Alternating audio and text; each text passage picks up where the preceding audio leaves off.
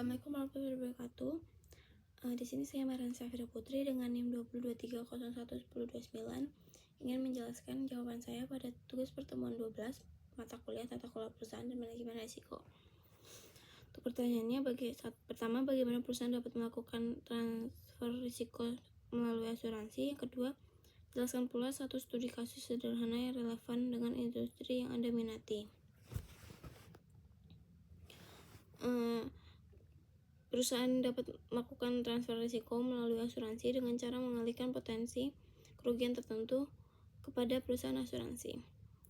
Perusahaan membayar premi dan sebagai gantinya risiko kerugian finansial akibat kejadian tertentu seperti kebakaran, kecelakaan, pencurian, atau gangguan operasional ditanggung oleh pihak asuransi. Dengan cara ini, perusahaan tidak perlu menanggung seluruh kerugian sendiri jika risiko benar-benar terjadi, sehingga kondisi keuangan perusahaan tetap lebih stabil.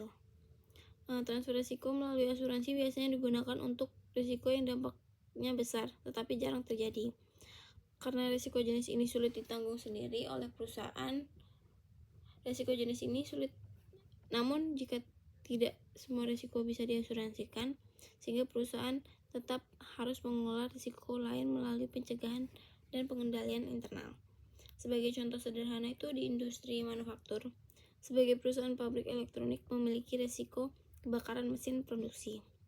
Jika kebakaran terjadi, perusahaan bisa mengalami kerugian besar akibat kerusakan mesin dan terhentinya produksi. Untuk mengatasi hal ini, perusahaan membeli asuransi properti dan asuransi gangguan usaha.